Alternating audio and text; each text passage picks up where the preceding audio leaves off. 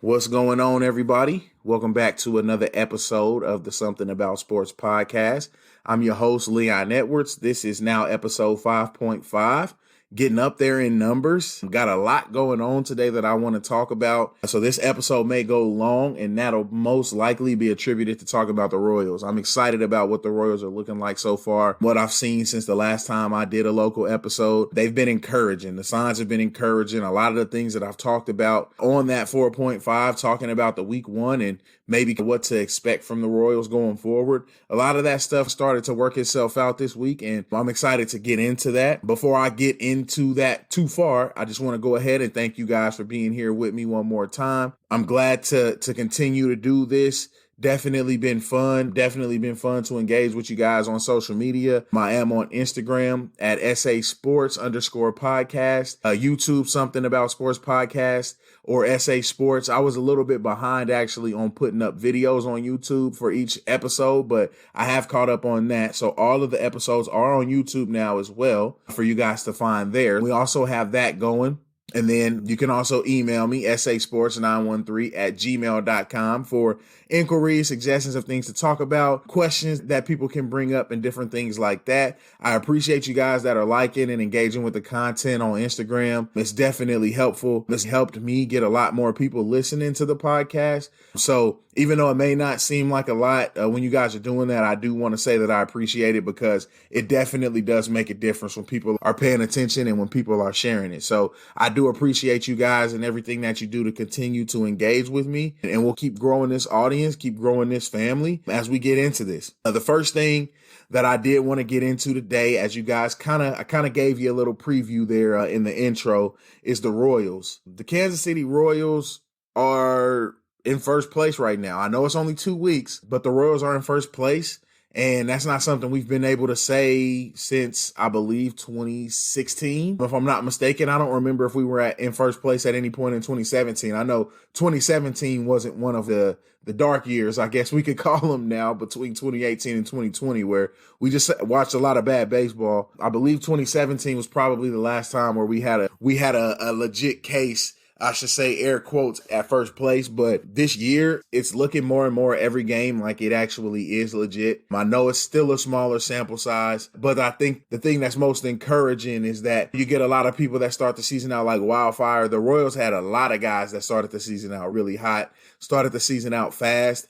As that started to balance out, the Royals have still figured out ways to win games. And I think that's what separates this team and gives me that cautious optimism that this team can be good. And I know that in my preview for the Royals and talking about week one and different things like that, I gave a lot of different stipulations on how the Royals could potentially squeeze their way into a wild card spot this year. And that was just me being optimistic more so than anything. I don't really know that I thought that it was going to be that realistic. I didn't know that everything was going to come together this fast, but just from these first couple of weeks of the season, you just kind of start seeing a lot of the different things that you want to see from a team that you think could be good. I think you've seen them start hurdling some of these obstacles and answering some of these questions, not only to the fans, but to themselves. Before I get into kind of talking about the different points I want to talk about on the Royals, I'll just say, if you think back to the very first game when Brad Keller had a disaster of a start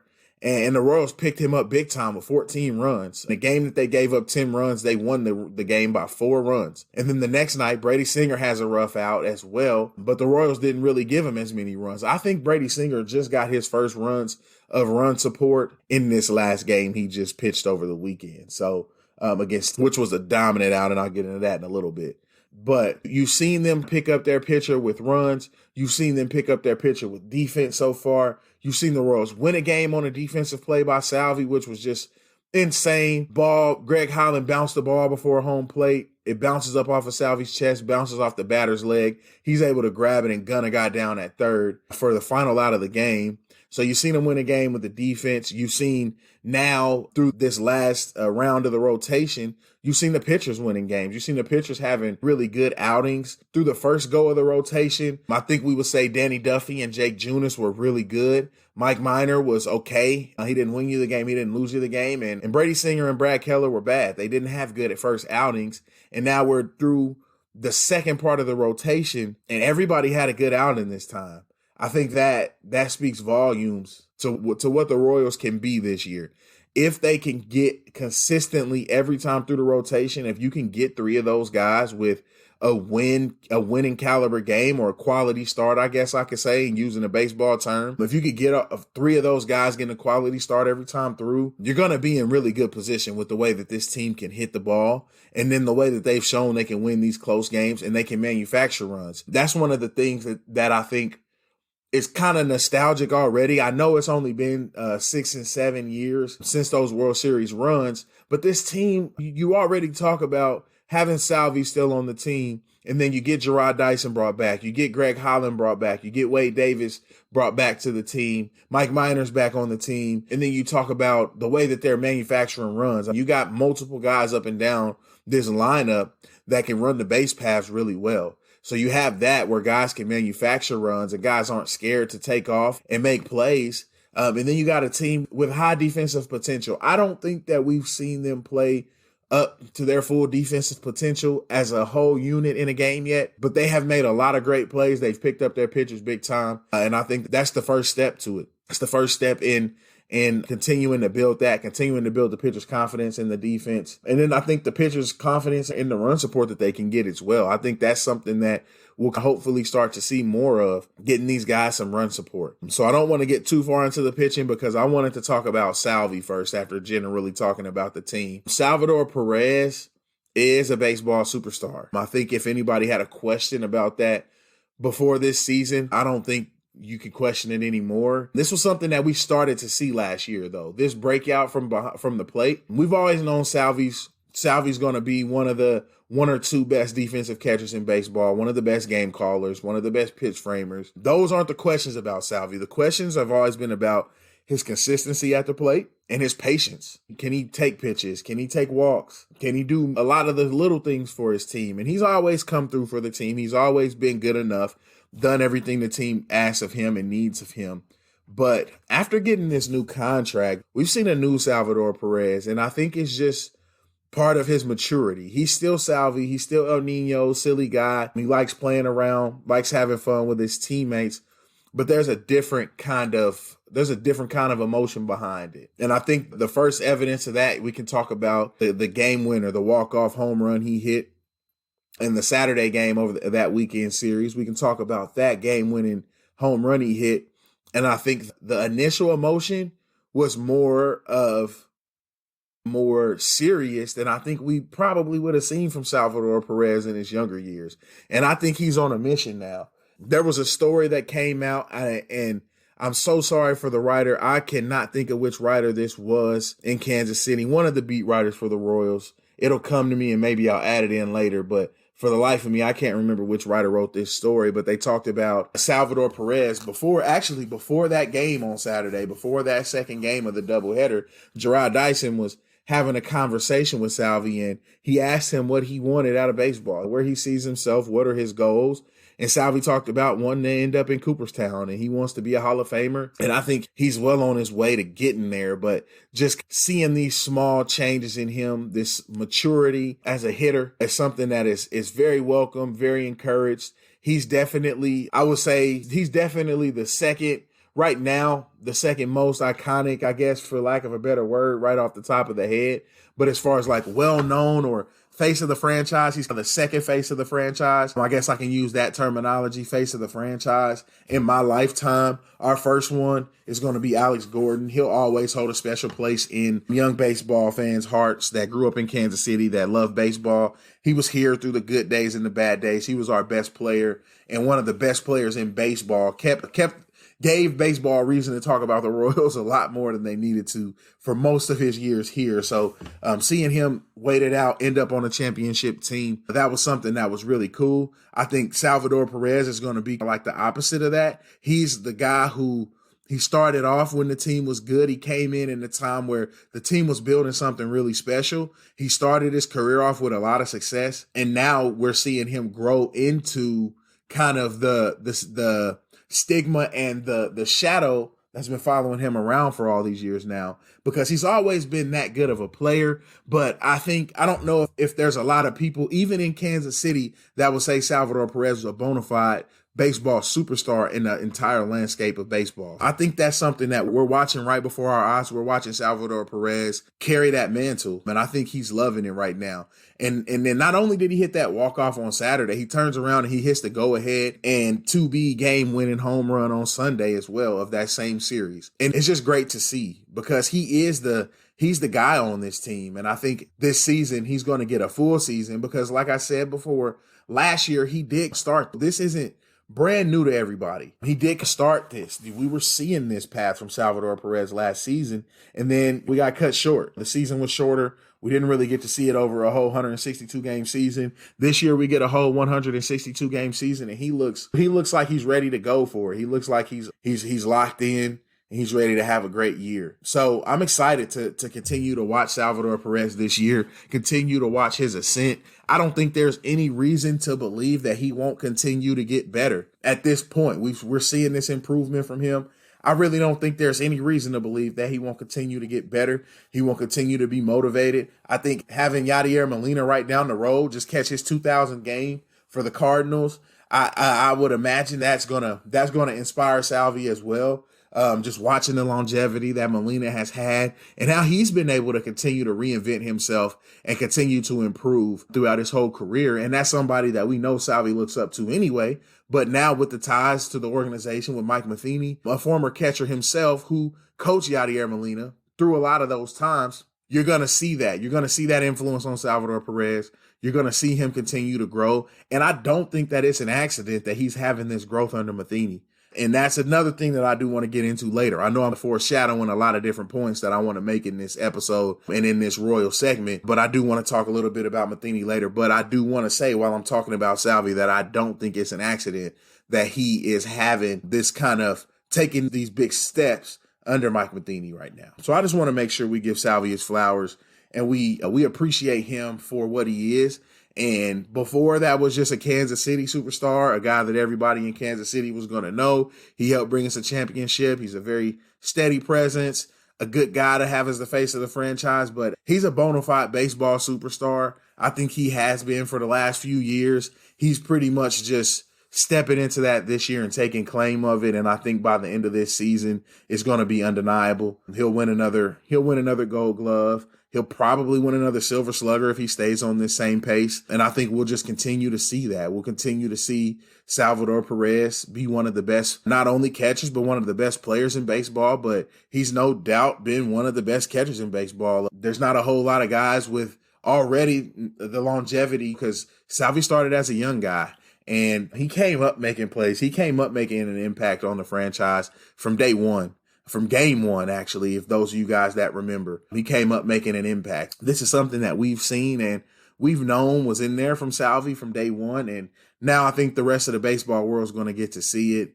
I think his name probably, if the Royals keep winning and they haven't lost a series yet, which is only one of two teams in baseball that can take that claim. The Dodgers are the other team who they had a outstanding series against the Padres over the weekend. That's one that I'll talk about in episode 6. For sure. I actually stopped working on this episode to go over and record a segment on that series after the game was over, because just how good that series was. But yeah, that's more on that series coming in episode 6.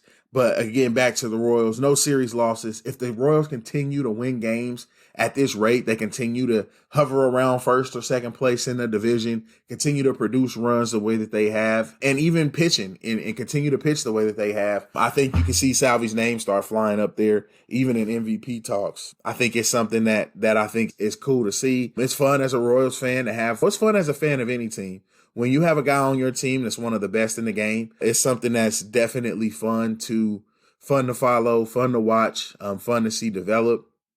And right now, with KC's 2 major sports teams, we have that. And I guess 3. I don't want to say 2.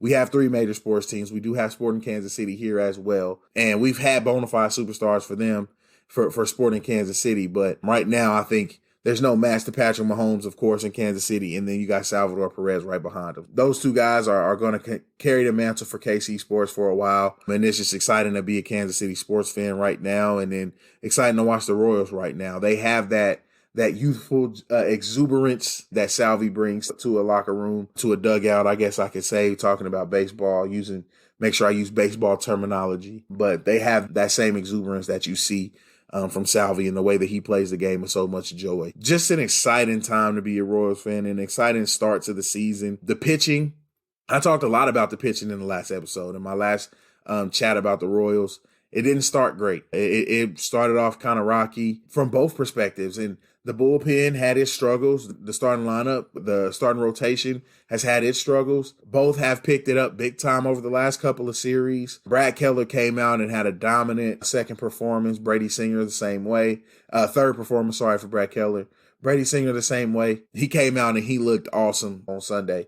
So I think if both of those guys are able to get on track, and then Mike Minor's going to be in the rotation. We didn't bring him here and pay him a decent chunk of change for him to go to the bullpen or whatever else. We know he'll be able to eat up innings as a starter. He may not be dominant. He may not go out there and shut out teams every outing, but he'll do his job and he'll be a good part of the rotation. I think if Danny Duffy and Jacob Junis can stay the course with how they've started out this season, I think the sky's the limit for this team. I think that those two guys, I think we know already. We know that Keller and Brady Singer have the stuff. We know that they have the talent. We know that the pitches are there. I think Danny Duffy and Jake Junis, they're the difference between this team being like a wild card team that we're just happy makes the playoffs and a team that we could see making a legitimate run. I think if you get the pitching rotation playing up to a high level, I think right now the Royals are top 10 starting rotation. And if you take out that crazy first series against Texas, I think that they have the second ERA in baseball. I'm pretty sure that I saw that over the weekend when I was reading up on the Royals. They have the second best ERA in baseball if you take out that fluky Ranger series, which they won. They gave up a lot of runs. They had a couple of bad outings from their top guys, but they did win the series. Even in that situation, that inflates the pitching numbers a little bit. But if you watch this staff, you can tell that these guys are locked in. And I really genuinely think that those two guys at the back of the rotation, if they can stay consistent and give you more good than bad, they really lift this team with the bats that they have in the lineup. Needless to say, I know I talked about Whit Merrifield potentially not being on the team. If the team keeps the pace, then we all know he'll be here through the season, which I'll be fine with. I think the biggest thing for me was just understanding if they were going to compete or not. You get the bats like him and many others in this lineup combined with some good pitching, and this is a team that you could potentially see doing something special and doing it ahead of schedule. And so Dayton Moore may go from being a guy who people have a lot of questions about to being a guy who's loved again, and everybody is talking about how great of a job he's doing. But the team looks ahead of schedule to me. I didn't really anticipate the team being a really good team this year. I thought they could be a good team, a decent team, not an abysmal team like we've watched the last few years, but they look ahead of schedule to me. And that's without any of the top minor league arms right now. We haven't even seen Daniel Lynch yet. We don't know what Daniel Lynch could do to this rotation, and we don't know what that could look like by the time the end of the season rolls around, depending on how Junis fares throughout the rest of the year, how Duffy fares throughout the rest of the year. I think for right now, it's great that those guys are pushing those younger guys, because the younger guys are going to have to earn their way up to the majors, but we don't know what that could look like. We could see Daniel Lynch bust his way through and become a dominant left-hand starter for the Royals. I don't think anybody who follows the Royals prospects and who follows the Royals minor leagues would be surprised by that by any stretch of the imagination. That's what he was drafted to be, and that's what we're expecting out of him whenever he does finally make his debut. Eventually, we'll see him this year. We'll probably see some combination of Asa Lacy, Jackson Kowar, Chris Bubich. We'll probably see some combination of those guys make their way up to the big leagues at some point. But with the pitching playing the way that it is, the rotation, it's not something that you really need to tinker with right now until you may need to see changes made. But right now, I think they're rolling along just fine. The bullpen has really picked it up. We've got 5 different players with a save this season in what is it, 14 games now?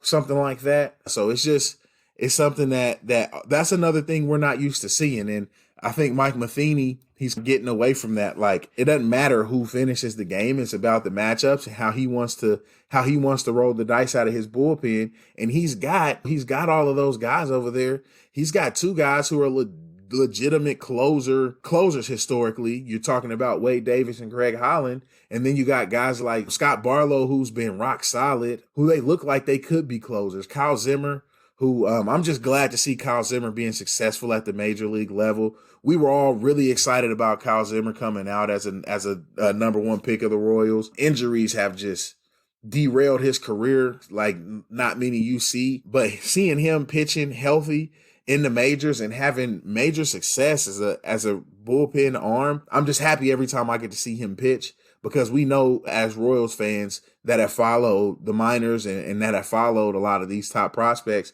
we know what he's been through from an injury standpoint. I'm excited that he's here, that he's up in Kansas City and he's making a difference on a team that looks like they have legitimate playoff aspirations, and he's going to be a big part of that. I've enjoyed watching this bullpen play. There are so many different guys that can be thrown out. I do want to go ahead and apologize to Greg Holland. He looked a lot better this week than he did last week when I said he may not be on the team. I think if he bottles up what he did this week and he continues that, he'll be around. He'll be here. I think he just had to knock the rust off, get back used to playing here in Kansas City, get back home also for this home stand. I think that's another thing that makes a big difference. Having those fans in the stand, having a home stand where you can sleep in your own bed for a while and enjoy being around KC. I think that makes a big difference for this team. This team has looked very comfortable at home. Wade Davis and Greg Holland have both looked really solid being back here.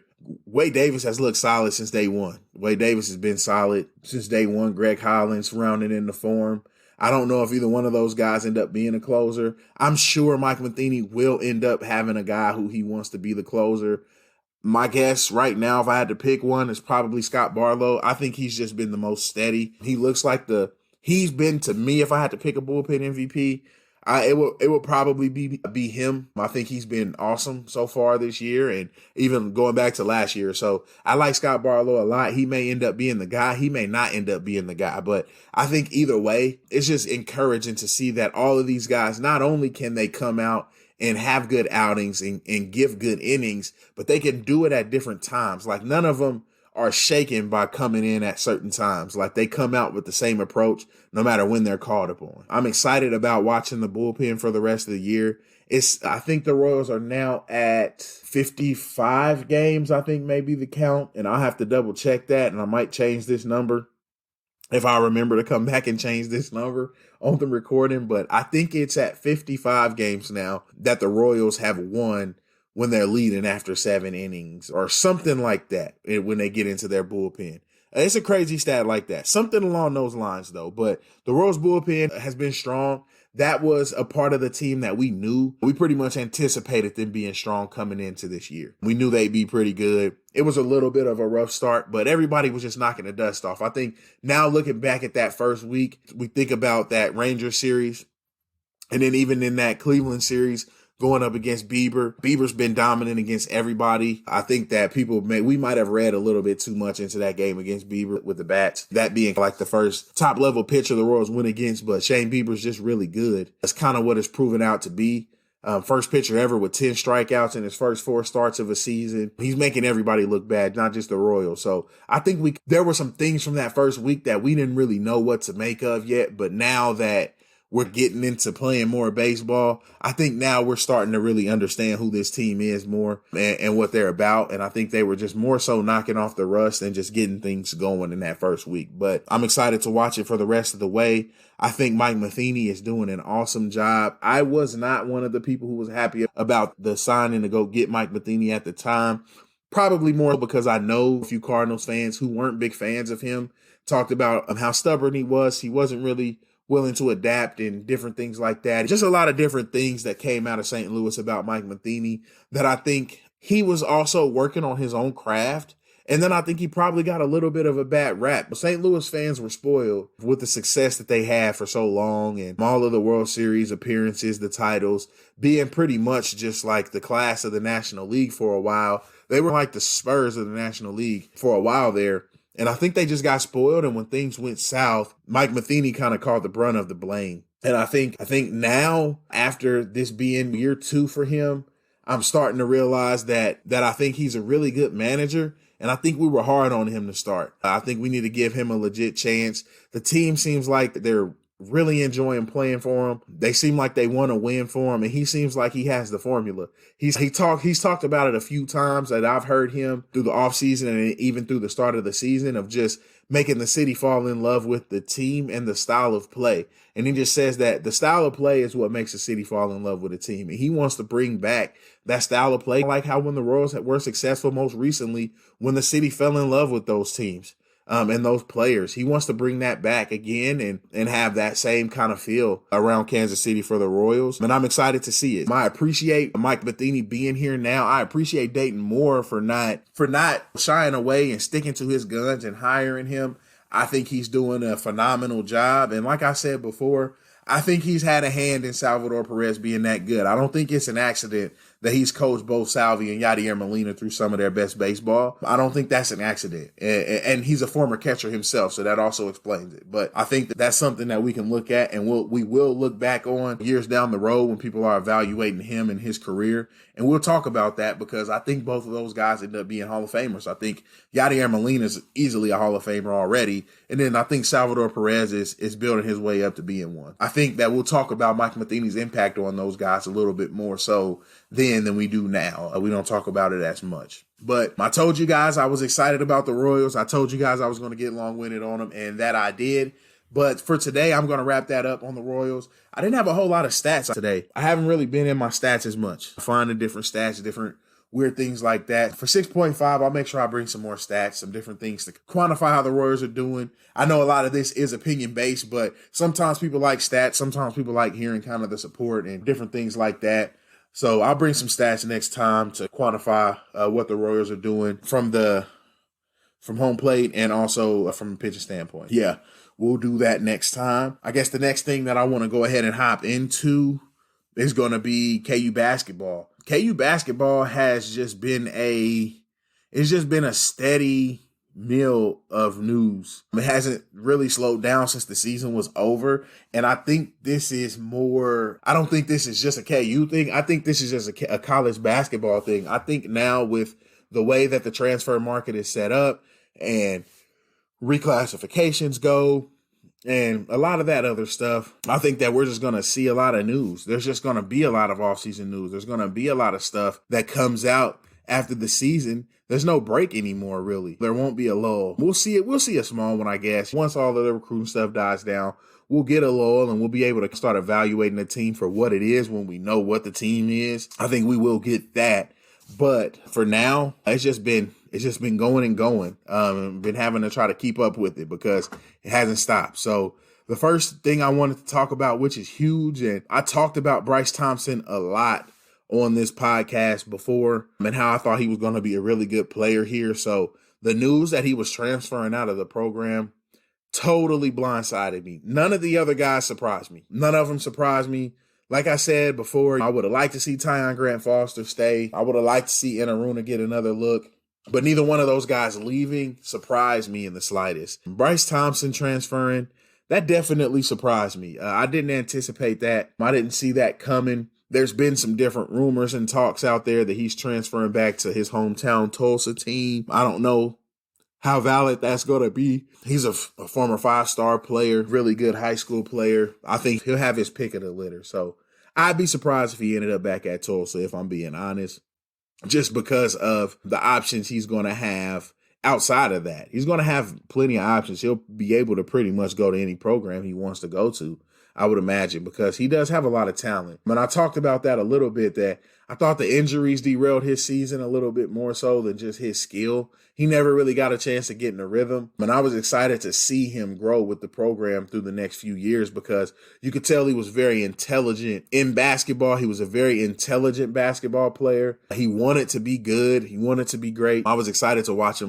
him grow here at KU. So it does suck that he's leaving, but this is the name of the game in college basketball now. Just like the players that we're getting via transfer, their fans feel the same way. And now we're not getting any former 5-star players or anything like that. So that's a different situation still. But their fans still are sad that their players are leaving, that the guys we're getting probably were some of their fan base's favorite players, and they provided a lot of great moments for their fan bases. So we kind of, if we're going to dish it out, we got to take it as well. But it does sting to lose a 5-star guy.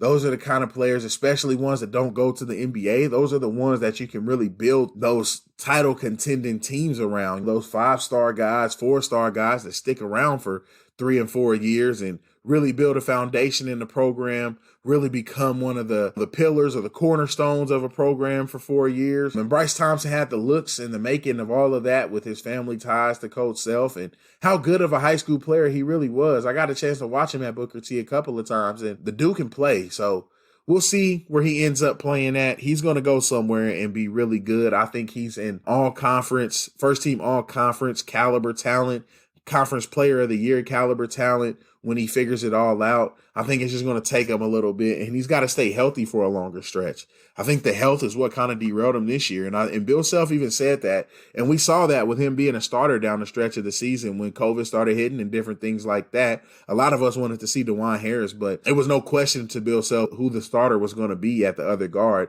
if we went small, and it was Bryce Thompson, and he had no questions about it. He even said, he went as far as enough to say that if he had been healthy all season, he anticipated him taking one of the starting spots anyway.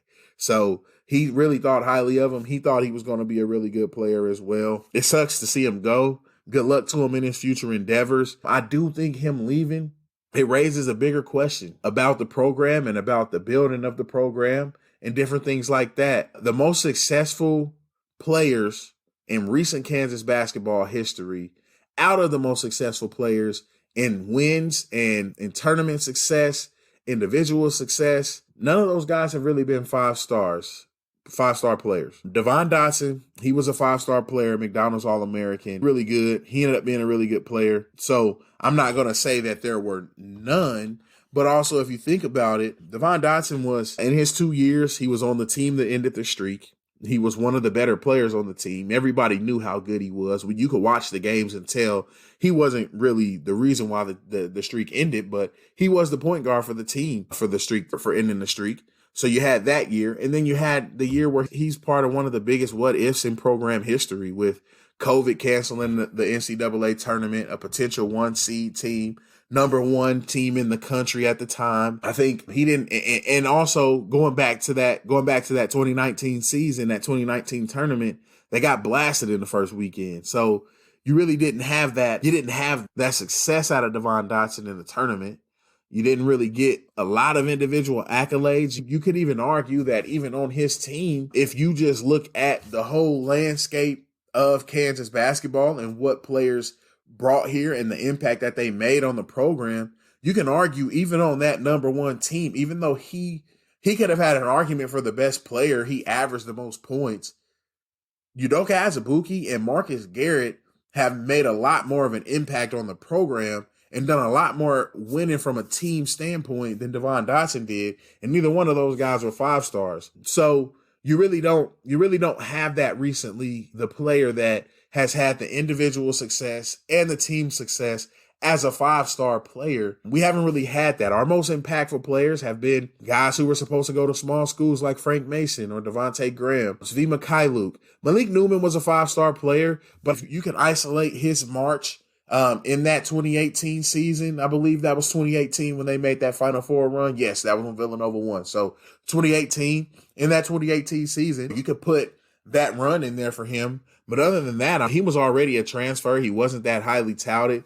And outside of that, he didn't do a whole lot here at Kansas. I think before that March run, he had left a lot to be desired. I think we were expecting a lot more out of him, especially after having him on campus for a year to get acclimated. I thought that we were expecting a little bit more out of Malik Newman than we got through the regular season, but he made up for all of that on that run to the Final Four, I think, in everybody's eyes. We're grateful for that, but we just haven't really seen a five-star player put together a career or even winning the way that they have probably since the Mario, Sharon Collins, Brandon Rush days. Those days where you had those teams of guys who stuck around a little bit longer that were the 5-star players. Those, I think, were the last times where we just consistently had 5-star players building into really good teams and being able to do something nationally. I think that the smaller, the lower star guys, the guys who aren't as hell-bent on NBA success and different things like that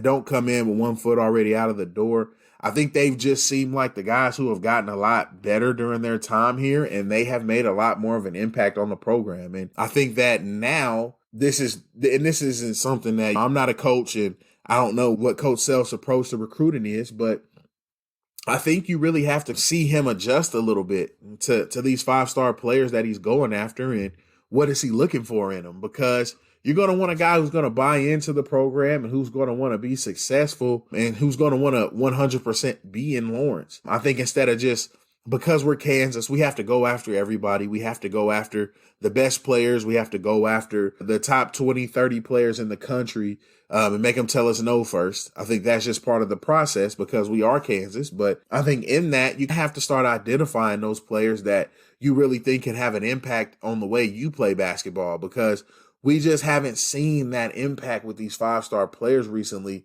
And I don't think it's just because of the players that we were getting. We've been getting a lot of talented players. I think it's just about the buy-in. And we can go back to Josh Jackson. I think Josh Jackson had a really good individual season here at KU. We didn't probably have the team around the team around him that we would have loved to have. I think that team ended up losing in the Elite Eight. So he still had a little bit of success. But even then, let me take that point a step further. I'm going to go off on a tangent here. Think about if that team that lost to Oregon, the team that lost to Villanova would have been Frank Mason's junior year.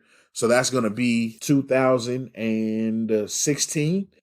Okay, I had to get my timeline right. So that team in 2017 is the team that I'm talking about, the team that had Josh Jackson. You had LaGerald Vick coming off the bench as the 6th man. That team was the team that I feel like if you add a senior year Wayne Selden to that team that lost to Oregon, that's probably a team that wins the national championship that year, if we're being honest, because that team lost Udoka Azubuike to injury, if you guys remember. So you had Dwight Colby as being like one of the bigs off the bench. Landon Lucas is the guy who played pretty much all of the minutes in the front court. And then you had the 4 guards with Josh Jackson, V, Devontae Graham, and Frank. You add a senior year Wayne Selden to that, who was still improving.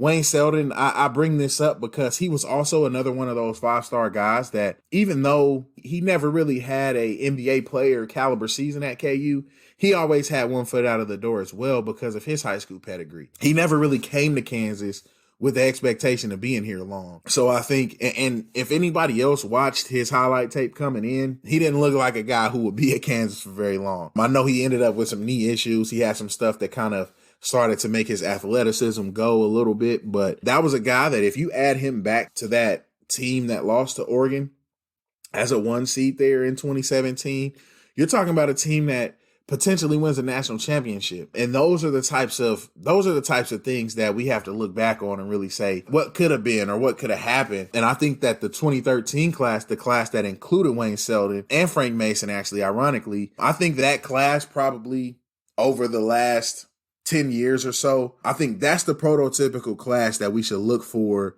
Kansas to have, that you can build something special with. Because even if you think about that class started this domino effect to getting Kansas to the Final Four. If you go through that class, and the crazy thing about that is that none of those players were actually on the team at the time, but it laid that foundation because they played with those guys and it built that up to where 5 years later, Kansas is in the Final Four. In that class, you have the perfect mix of top tier talent and also project guys. So you start that class off with, of course, Andrew Wiggins. You had Andrew Wiggins in that class. You had Wayne Selden in that class, who at the time, those two guys were pretty much no-brainer one-and-done players. Both of those guys were 2 of the best players in the country. They were 2 of the top-tier talents in the country. Nobody really expected them to be in school past 1 year. So even getting those 3 years out of Wayne Selden was huge. But getting that last year, I think, would have taken KU probably to another Final Four. We may be looking at 2 Final Fours in a row. But, of course, that's always going to be a what if. But then you add into that class, you have your middle-of-the-road guys who people know are going to be really good, but you just don't really know if they're going to be top level players at the college level as far as best player on their team level players. So you get a guy like that, you get him in there. You got Connor Frankamp in that mode, and then you also had Brandon Green in that mode as well. So you had those two guys, players that were going to be good. We knew they would be good college players. You didn't think that they would be best player on the team type of players, but you already had those players in the class. And then you had a couple of project guys in that class as well, which when you guys hear me say the first name out of these two project guys is going to sound funny, but one of those guys is Joel Embiid. When Joel Embiid committed to Kansas, he wasn't even ranked at the time because of how little basketball he had played at the time. So he would have counted as a project player that I don't think anybody really anticipated being a one and done at Kansas. I think, if anything, we probably would have expected to see him play here for a few years at the least. So at the time, you had at the bottom of that class, you had a Joel Embiid and you had Frank Mason. And those two, they were the two kind of project guys, the guys who you don't really know what to expect from. They're going to be good players. Bill Self's not going to bring them in if they're not good players, but they're more like they were projects at the time. So you think about all of those players in that class. Out of all of those players, none of them made it to a Final Four. Not one of them. And of course, Andrew Wiggins was the number one overall pick. He was never going to be here longer than a year. Joel Embiid, he ends up being the number 2 or 3 pick in that draft. I believe he ended up going number 3 in that draft because Jabari went 2. But Joel Embiid ends up going number 3 in that draft from a guy who we consider to be a project player. The class was built correctly because if you think about Joel Embiid following the timeline he probably was envisioned to have when he first committed to Kansas, he was probably supposed to be a guy who he comes in, he plays a little bit his freshman year, he gets his feet wet, he gets better from that. He comes back, he's a starter his second year for the whole season. And then what he does from there is just up to how well he performs. But the rapid progression we saw from him throughout the Big 12 season, it just came to a head to a point where Bill Self couldn't keep him off the court. He had to play him. He had to start him. He had to play a lot of minutes. But of course led to him getting injured. And that would start a ripple effect that plagued the beginning of his NBA career as well. But that's a different story for a different time. But even still, I think that class is the class that I look back on. That's the type of class that we need going forward. And that's the type of class that this is shaping up to be this year, of kind of the infusion of transfer guys, big talent guys who we can see sticking around for a while. I don't really see any one and done players out of this class. I'm excited to watch it. I'm excited to see how it unfolds, but I do think about that 2013 class and wonder what if we get a couple of more senior year players out of that class. What if Frank Mason redshirts? Just different things like that. But a lot of what ifs and a lot of things that you can't really go back to. But you think about a guy like Frank Mason. Frank Mason probably Latrell Giselle of this year. But Frank Mason, I think he understood he could play at Kansas. And I think that's why he stuck around, because I think he knew he was on the cusp of playing. And I think he knew that he was going to get a chance to do something special at KU. And I wonder, and that kind of takes me back to this. I went off on this big tangent.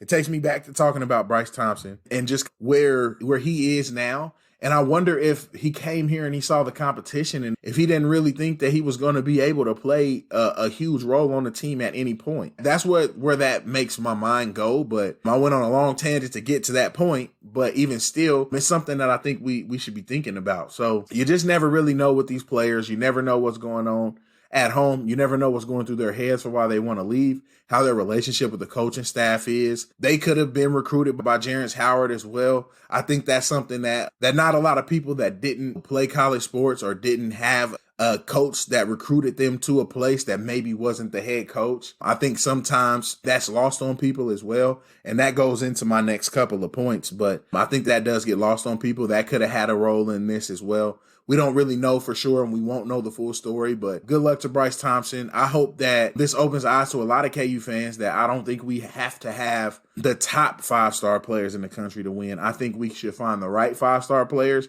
and then build a class around them of guys who we think will fit around them in 3 or 4 years, who may have the potential to be superstar level players. We'll see how that all plays out for Kansas as the years go by. But that was just something that I thought about when Bryce Thompson left, and how we've struggled with these 5 stars recently, and how we could get back on track with that. That was one of the points I wanted to bring up. The next few things I wanted to talk about for KU basketball, I'll go quick because I've gotten really long-winded with this episode. Christian Bishop. Ouch. Christian Bishop committed to Texas. I'm not 100% sure what all went into that. When he first said he was transferring, it seemed like by all accounts he was coming to Kansas. I've been standing by that ever since then, because it didn't really seem like that they were having any problems with that. But then you start seeing names like North Carolina and Texas popping up. And then, of course, those are other programs that have a lot to offer. You never really know where you fall in that, but KU was first on the scene. KU was the first team he seemed like he wanted to play for. So it hurt when he committed to Texas, but that kind of goes back to a little bit of my point with Bryce Thompson as well. We don't know if Coach Howard was the coach that was recruiting him. We don't know if he was the main person he was talking to. I think him and Ty Washington both.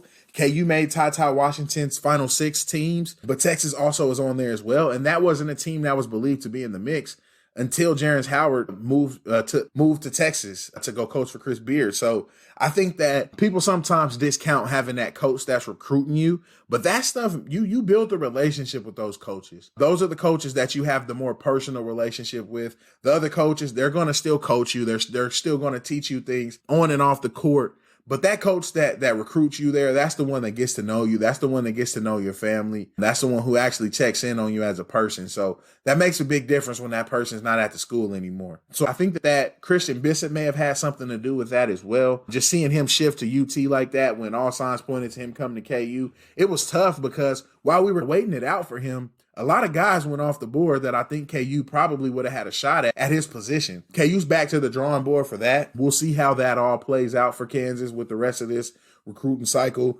as it finishes up. But that hurt. I'll say that hurt not getting Christian Bishop. I was excited to get the local kid back here. He's from the Missouri side, but close enough. Lee Summit kid. I was excited to get him on Kansas. He gave us fits last year for Creighton, and I thought he had a good year. Every time I watched him, he looked pretty good. I thought he would have been good here. So good luck to him at Texas. I hope he doesn't do too good against us, though. And I hope we beat him twice. And then Ty talked about him a little bit. KU did make Ty Washington's Final 6. It seems like other teams are gaining on Kansas a little bit. This is as much of a toss-up as it's been. And then the G League Ignite is also in play for Ty Washington as well. We don't have a date for when he's going to announce or when he's going to pick a school, but we'll see when that all comes out. It would be great to bring Ty Washington to Kansas. He's a potential one-and-done type of talent, really good scorer, but a good team player as well. I hope we get him, but there's a lot of other teams in the mix, a lot of other schools in the mix. I guess we'll just have to see how that all plays out. And then I had a couple of other things that I wanted to talk about. Just real quick, KU's newest commit, D2 Cam Martin. Any KU fan that's listening to this that has not gone and watched his film from Missouri Southern State, you should go watch him. I just wanted to put that out there. Go find whatever you can find on him. That dude was a baller at Missouri Southern State. I believe he's now the second leading scorer in school's history, one of the top scorers in their conference's history, and he was double and triple teamed all the time, and he still had dominant games. There was one specific game that I watched that was out there on YouTube of him. It was a kind of a grainy video, but he had 50 some odd points, and it was like one of the only games that I could watch out there or find highlights of out there where he didn't really have a swarm of players on him at all times. Like when he got a chance to really play somebody one-on-one and show what he could do, he was pretty dominant in that. Just wanting to say, just because he's a D2 guy, he's only transferring for 1 year, don't discredit him for the impact he can have, because he looks like a really good player. You guys should go check out his film and go let me know what you guys think of him. And then the last thing is Kyle Cuff. Kyle Cuff reclassified to KU's class of 2021. He was supposed to be coming next year. He's coming this year. He says he's ready. This is something that Russell Robinson actually endorsed him a while back when he committed to KU potentially to come for next year, just talking about how good of a player he is. He's one of those other New York City guys like Russell Robinson, like Tyshawn Taylor, not a super highly touted guy, a guy I could see sticking around in the program for 4 years and really growing. He's a combo guard that can jump. He's another one you guys should go check out. He can jump out the gym. He does a lot of the small things. He looks like a Bill Self type of player. I'm excited to get him in here next year, get that started. We'll see where he fits in. I think a lot of that depends on how the rest of this recruiting cycle goes as far as how he fits in, and then also to a certain extent how Bobby Pettiford fits in as well. I don't know if KU is going to try to play a timing thing with him, depending on how many guards are on the team. But I think it's going to depend on how this recruiting cycle finishes out and then what happens with Agbaji and Jalen Wilson. We'll see how all of that plays out. So I have finished this segment, and I forgot to talk about two things that I know KU fans would be interested in hearing about. So I wanted to throw these in there before I wrapped up the KU part of the episode. So one is after we watched Tanner Groves play against KU, Tanner Groves for Eastern Washington, Big Sky Player of the Year. After we watched him play against KU in a tournament, I think we were all just happy we didn't have to deal with him or his brother anymore. But of course, Tanner Groves has now committed to play for Oklahoma and Porter Moser. So we will see him twice next year.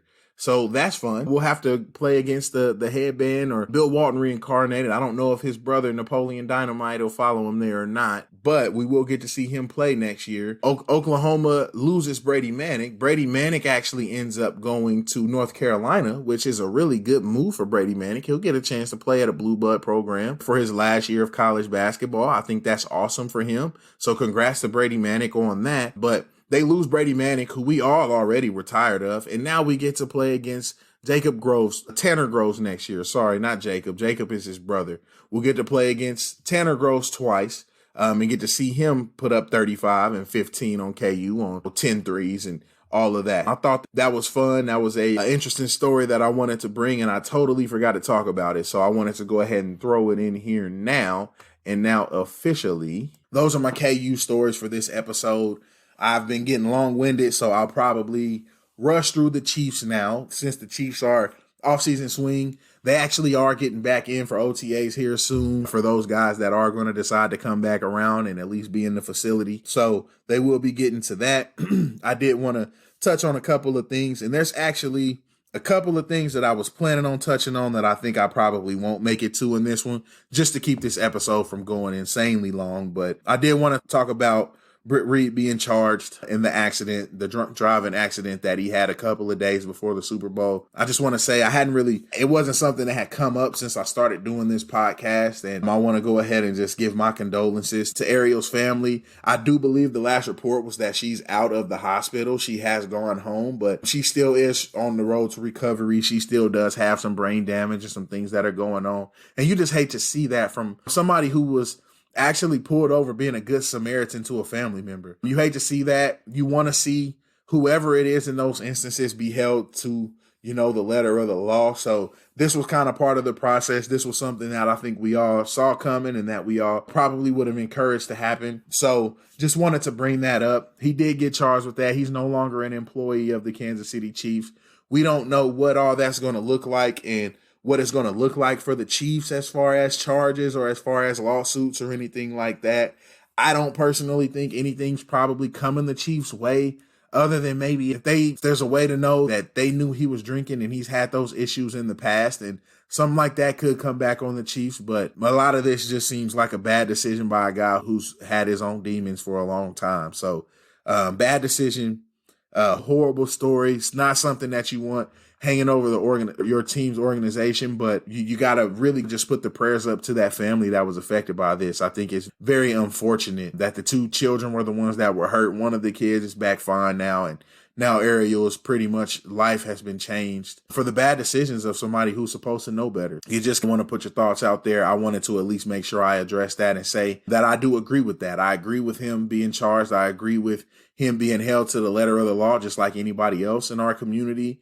And I would say that in this situation, no matter who it was, if it were a player or if it were a coach, those are just some of those things that you just have to be smarter about and you have to do better about, especially a person with the past and the history of Britt Reed. Those people that want to put this on Andy's had a lot of trouble with his sons in his life. I don't want to speak to what that means for him or what that means for his family, but that's a grown man. At the end of the day, Andy Reid's not making decisions for his son. That's a grown man, and he's going to be the one that's going to go on trial for this. He's going to be the one that's potentially going to serve jail time for this, not Andy Reid. And I think we just have to be able to separate that. Now, I know nepotism is alive and well in sports. and in coaching. But that doesn't mean that these fathers or these brothers or whoever it is, they're not making decisions for these people. They're still adults. They're still grown people. Britt Reed was his own man, but he made those bad decisions on his own. That doesn't really change my opinion on Andy Reid as far as that action of his son. That doesn't really change my opinion on him because they're two different men. They're two different grown men. So I did just want to talk about that. I wanted to talk about really quick now because I want to get to some other stuff, but Bleacher Report put an article up naming the Chiefs as the best fit for Antonio Brown. I think if we could just get the football side of Antonio Brown, I think that would be perfect. There's a lot more that comes with him and a lot of other issues that are happening with him. I think if you could get those things resolved, he showed last year in a strong locker room that he could be on his best behavior. I know having Tom Brady around, who was a friend, who was a guy who vouched for him for a long time, I know that probably added to it, but that's not to say being around a Patrick Mahomes or being around a Kelsey, who is a guy who's had his own issues in the past, Tyrann Mathieu, same way. That's not to say that wouldn't also be a good environment for him. So I guess if the Chiefs were to do it, I wouldn't be fully opposed to it. I'd be interested to see how much money he made, but the Chiefs definitely need a receiver. I wouldn't be totally opposed to it. I know we probably have some folks that are listening to this like, no. But yeah, I wouldn't be totally opposed to it. I'll be ready to see what happens with that and where Antonio Brown ends up playing, because I do think he will play next year somewhere. Some betting things. We're starting to see different odds and different betting favorites for awards and things like that coming out for the NFL. One of the things we saw, Mahomes is the betting MVP favorite. That's something that I think we'll see most years of his career. There are some young up and coming quarterbacks coming through right now, coming through the league that I think will probably challenge him. Josh Allen is one that he played last year. You got a Trevor Lawrence coming in this year. You got Joe Burrow, who came in last year. Kyler Murray's one who's just continued to steadily improve so far in his couple of years in the league. So there will be some guys who will challenge him, who will push him for that. But I think more often than not, most seasons where Patrick Mahomes is going into the year healthy and he doesn't look like anything's changed about him or the way he can play football, he's probably going to be the betting favorite most years, or at least one of the top 3 betting favorites. So that didn't really surprise me, but I still wanted to bring it up and say that I think that's cool that we have that betting favorite on our team. The one that I want to talk about a little bit more is the Chiefs win-loss over-under being set at 12. So with the new 17-game season, that would mean that if this bet were to come out even, the Chiefs will be going 12-5. I just don't anticipate the Chiefs losing 5 games. I don't anticipate the Chiefs losing any more than 5 games. I think 5 games will be a maximum. So I think that the under on this bet is probably the way to go. Even if you just look at the schedule, you got the AFC North this year. I think the Chiefs will be clearly better than every team in that division except for Baltimore. I think Cleveland's going to be improved. But I do think that them playing one of the worst schedules in football last year, combined with just like the familiarity of being able to play the Steelers, number one, playing the Steelers in that last week, playing the Steelers backups, and then playing against that same team with a little bit of built up confidence that next week to win their wild card game. So I think the Browns don't take a step back from a talent standpoint or from a team like as good as they were. I don't think that they'll be a worse team on the field, but I don't think their record will be as good, because I think with them having a tougher schedule, I think it'll balance out a little bit and show us where the Browns really honestly should fall. And that's not a knock on them. I think they're up and coming. I like what they're building. I like what Stefanski has going. I've always liked Baker Mayfield and thought he was pretty good at Oklahoma. I've always thought he was a good choice for them to be their quarterback. So I do think that team is going to be good. I just don't think that team's going to be able to beat the Chiefs personally, and that games are going to be at Arrowhead. I don't think that game that the Chiefs will lose that one. You got the AFC North and you got the NFC East, which I think the Chiefs sweep the NFC East. I don't think there's an NFC East team that'll be good enough to beat them. I really just don't. I don't see the Chiefs. I say all of that to say I don't see the Chiefs losing 5 games. They probably lose a maximum of 2 games in the division, and then outside of the division, you're probably looking at maybe 1 loss outside of the division. You do have the Packers. You do have the Ravens that you have to play against. You got the Bills coming in the Arrowhead. I see maybe 1 or 2 of those games being losses. I don't really see the Chiefs having any more than 3 losses, and 4 I think will be an absolute stretch. Something will have to happen probably for the Chiefs to lose more than 4 games from an injury standpoint. I think that the over on the wins at 12 is probably the better play here. I just don't know if I see the Chiefs being a 12-5 football team. It's still weird to say that with the 17th game being in there. 12-5 sounds weird to say. 500 is going to also be weird because we've always been like that 8-8 is like that 500 bar, and now it's going to be 9-8 or 8-9. What are we going to consider that? But either way, I do think that the Chiefs win more than 12 games, or at least win 12 games, which at that point is a put. Bet the over on that is what I'll say about it. And I did just want to take that opportunity to look way too far ahead and talk about the Chiefs' schedule coming up. And then the last point that I wanted to talk about, story I guess that I wanted to talk about with the Chiefs, is Patrick Mahomes. So Patrick Mahomes went on CNBC. He had an interview, and I believe the interview was supposed to be him talking about his charities and different things like that. But it did come up a little bit about him losing the Super Bowl and what that did for his psyche. And he said that he thought that defeat helps them more than success, and that fuels him to do whatever he can to be better, learn from his mistakes. And he thinks that you can apply that on the football field. You can apply that in the business world or whatever it is. Learning from your mistakes drives you to be better the next time. And he thought that learning from that Super Bowl loss is going to drive him to be better the next time around. And I think that was something great to hear from him. I've heard people try to poke holes in this and say that's not really what it's about. It's not going to be about his improvement. He's not going to have the line. He's going to regress. He's not that good. And teams have figured out the blueprint. There's going to be a lot of different things that are said about him going into next year, but I do think that what he said makes a lot of sense. And it's even to a higher degree. If you take that a step farther, even just talking about the Super Bowl itself, that makes a lot of sense too with him saying that, because going back to that week 12, was it week 12 or week 13, whenever the Chiefs played against the Buccaneers? I think it was week 12 before the Buccaneers bye. When the Chiefs played against the Buccaneers in week 12, and they won that game, the Buccaneers at halftime were forced to pretty much throw out their game plan and come up with a new one on the fly.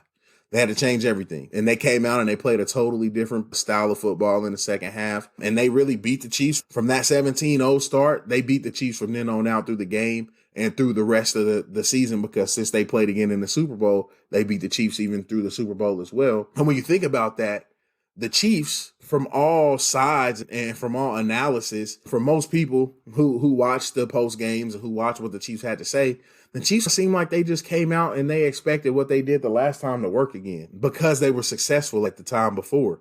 And the Buccaneers, who faced failure in that, they knew they had to change everything. They knew they had to do something different. They knew they had to approach this game differently than they had approached any other game before, from a playing standpoint, from a coaching standpoint, from a game planning standpoint. And they did that and they won.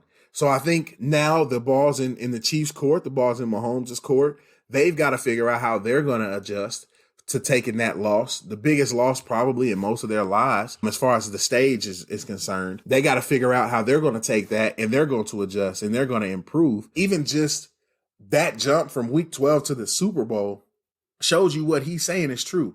If the Chiefs would have lost that game, they probably come into the Super Bowl with a totally different game plan, with a different way that they want to try to attack that team, and they may win the game. I don't know if they do with the offensive line being in the state that it was, but you still think about that, and the Chiefs having that success, the Chiefs didn't really even adjust for the offensive line being injured. That was another thing that I think the success they had against the Buccaneers before just led them to believe they could go out and do the same thing again, no matter what. And I think that now, taking that loss, you got to go back to the drawing board, and maybe even next time around, maybe Mahomes is like, hey, the second half they kicked our butts doing this. What if they come back out doing this again in this game? How are we going to attack that? Like, there may be more checks and balances. He may have more of a voice in saying, maybe we need to be prepared for this, or maybe we need to be prepared for that. So I wholeheartedly believe he's going to get better. He's continued to improve. He's continued to get better every year from the failures that he's had. I think the biggest ones that we can point to right now are going to be that 54-51 Monday Night Football loss, where he had a lot of times where he was holding on to the ball too quick. He was holding on willy-nilly, trying to make the bigger play when he could have just made a play, forced him into some turnovers in that game. And then, of course, his first half against the Patriots in the AFC Championship game that same year, the 24-0 game. He's had a lot of different situations where he's been back against the wall and he's improved big time. So I don't really see any reason why that's not going to happen again. It's something that I'm ready to see what he adds to his game, where he wants to go from here, and how he has the Chiefs playing next year. I'm excited for that as well. The draft is coming up. I will do a draft preview show. I know how to study film. I've studied film in my life. I am not an evaluator though. That's why I haven't really done any mock drafts or anything like that. I may do one. I'll think about it before we get into episode 6.5. If I'm going to do a mock draft or not, I may just find a mock draft out there that I like as well for the position needs. But I will at least talk about the draft and what I want the Chiefs to do, what I think the areas of need are, who I think some of the best players are at those positions. But I'm not a full talent evaluator, 7-round mock draft, knowing every guy. That's not going to be me because I want to cover a lot of other sports and not just the Chiefs. If I ever do get to a point where I have a separate Chiefs podcast or something, that's definitely something that I'll do. But for now, you probably won't hear that here, but I will talk about the draft. So episode 6.5 will come out before the draft. I will talk about the draft extensively, talk about different options, different scenarios for the Chiefs and different things like that. You guys be on the lookout for that for episode 6.5. I'll make sure I include that. And I wanted to make sure those of you guys who are into draft stuff and big in the draft season, wanting to know about positions of need, wanting to know what you guys think other people are thinking about that, I will have that coming. Other than that though, I'll keep bringing Royals content. I'll keep following KU basketball until this all dies down. When KU basketball dies down and the recruiting cycle ends, I'll get into KU football a little bit. I do know that they are trying to add a coach before the season. I don't know how I feel about that personally. I would have liked to just go ahead and let Coach Emmett go ahead and make it through this year and then get a real coaching cycle to find one. But we got our new AD and he's ready to go. He's ready to find his guy. I'm not going to argue with him. I'll give him his chance. So we'll see how that all works out. But I will have that coming probably after this recruiting cycle is up for KU basketball. And then I'll keep coming with Royal stuff. I'll stay tuned into them and I'll have episode 6 coming soon. Talk about some NBA stuff, talk about some other stuff, other stories in baseball as well. So I'm excited to get that out to you guys very soon as well. Continue to support. Again, I'll put something out there on this episode out on the Instagram page, SA_Sports_podcast. Make sure you go answer the question I post. Make sure you react to the story, share my posts on your stories, all of that good stuff. I'll post this episode on YouTube as well. So go out there, like it, subscribe to the channel, SA Sports or Something About Sports podcast. And then I'm on all the podcasting platforms. sasports913@gmail.com for any inquiries or questions or things that you'd like to see me address on the show. But that's all I have for today. I just want to say thank you once again to you guys for sticking around with me through this long-winded episode. I know it's gotten a little bit long, but I was excited to talk about the Royals and then I got on a tangent in KU basketball. So here we are. So I appreciate you guys, everybody who is still listening. I appreciate you guys for still hanging in there with me. And I look forward to continuing to bring you content. And until next time.